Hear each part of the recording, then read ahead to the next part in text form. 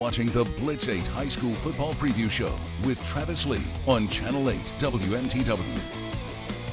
Oh, welcome back. And the landscape of coaching in the state of Maine will have a different look as some prominent jobs at contending schools have turned over, highlighted by 4 coaches who returned to head coaching this fall. On the Oxford Hills staff since 1999, Nate Danforth has held pretty much every coaching role, including a 3-year stint as head coach. He returns to head coaching this fall, trying to take the lessons he's learned and continue the run of excellence of the Vikings in this past decade. And that's the theme. It's been the theme. That's, on our run we've had lately. It's just hard work and getting better. So, I feel like my responsibility is to keep that going. Like Danforth, Winthrop's Joel Stonerton is returning to being a head coach for the Ramblers. Whistle's rusty or? Oh, not at all. Not at all. No, it's ready to go. After leading the Ramblers for a decade, Stonerton took over as school AD, but stayed on the sidelines. The last 2 years as defensive coordinator. You got to run your feet. At Falmouth, Spencer Emerson is back as a head coach. His first head coaching job was at Poland when he was 24.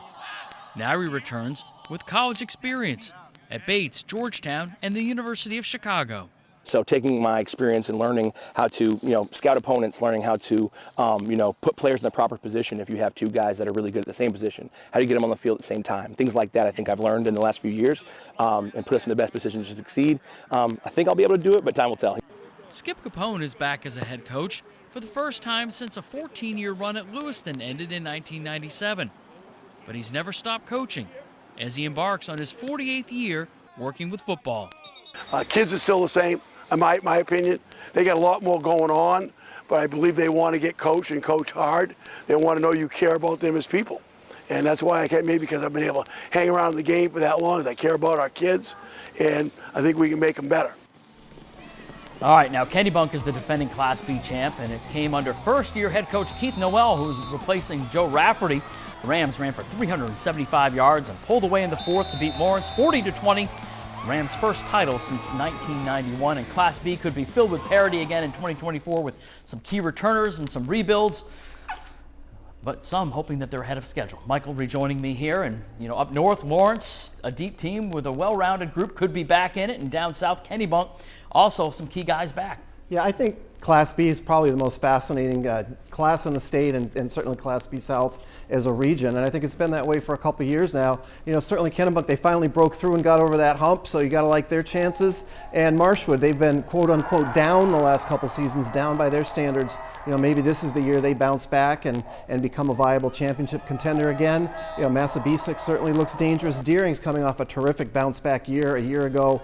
Brendan Scully did wonders in his first season with the Rams. Can they take the next step? And then, it's great to see Coach Capone at Cheverus. There's a lot of excitement around that program this year, moving up to Class B. And with Mike Rutherford and Jason McLeod, the old Portland High guys, I don't know how they're going to do in purple and gold. I know they're excited about the opportunity, but I think we're going to be talking about Cheverus a lot as the season progresses. All right, Michael, and when you look at it, up north, Coney with a gunslinger and Parker Morin, and Messalonsky with Gage Doucette, 2 guys that are underclassmen that really slung it around last year, could be really, really big factors in this one as we move forward. And Westbrook with Geo Staples, another key quarterback back this year. Now, across the state, there are big shoes to fill, as there is every year when a senior quarterback plays his last game. The program has to find a new QB1. At Levitt, Brock Poulin takes over for Fitzpatrick Trophy winner Noah Carpenter. So in Turner, as in the case in many other programs, coaches hope the preparation and practice have QB1 ready for Friday night. Somebody without any experience is just really scary because you can do all the 7-on-7s and camp works, but until you're out there live on a Friday night taking the hits and having to run and manage the huddle in the game, it's hard to predict. When you start with a returner, you just start further ahead in the playbook. Obviously last year we had a lot of guys coming back at a lot of positions, so we were kind of that way all over the field, but certainly coming back this year, the playbook starts a little thinner probably. And a little bit more basic. I think from a head coach perspective and a play caller's perspective, you want to put him in positions, especially early in the season and early in games, to be successful. Get the ball in the hands of his best athletes in a simple manner. Most of the time, he's played on JVs. He's played with his teammates. His teammates already trust him. You might be nervous as a coach because he's a new quarterback for you, but he's already there with his teammates. As we enter 2024, Levitt High of Turner with the 23-game win streak on the line. That's impressive, but a long ways from some of the great all-time win streaks with Orono in the late 70s, reaching 48 wins, Marshwood 45, Cheverus the Class A record with 34, but Levitt certainly a chance to go into the high 20s if they can put it together again. And the Hornets are looking for their third straight Class C championship. Last season, they ran the table against a schedule that included Class A powers Oxford Hills and Thornton, a historic season. And they finished off the season with a dominant state championship win over Oceanside.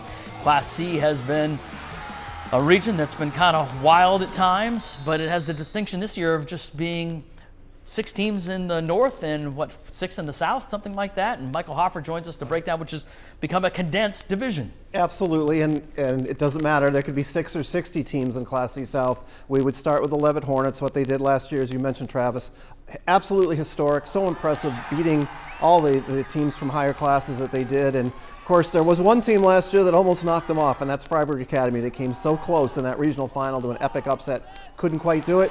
I think the Raiders feel like maybe they've closed that gap enough in the offseason where they can be the team that comes out of the region this time. Another interesting story for me is Brunswick returning to 11-man football. I'll be curious to see how they match up. And then, teams like Cape and York, even though Cape's really battling low numbers right now, these are programs that are always competitive. They'll certainly be in the mix as the season goes on. But we're talking Levitt, Freiburg Academy, and then everyone else is chasing them, I think. All right, and Levitt maybe with one of the fastest guys you're going to find in the state. Mason Henderson going into that slot position for them. Ran a 4.34 the other day. He's a burner and certainly a guy that they will be utilizing. All right, thank you, Michael. Some epic individual performances in 2023. Let's relive them. Brunswick receiver Trevor Garish, 11 catches, 270 yards, and 4 scores against Gray.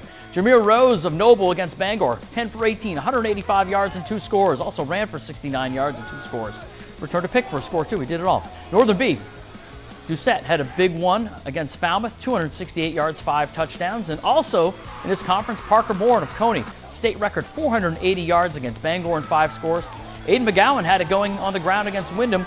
The Port went back with a touchdown right there. And then, the guy we talk about quite a bit, Dash Farrell, 346 yards and 7 scores against Brunswick. Also had 18 tackles. More Blitz 8 preview show back after this.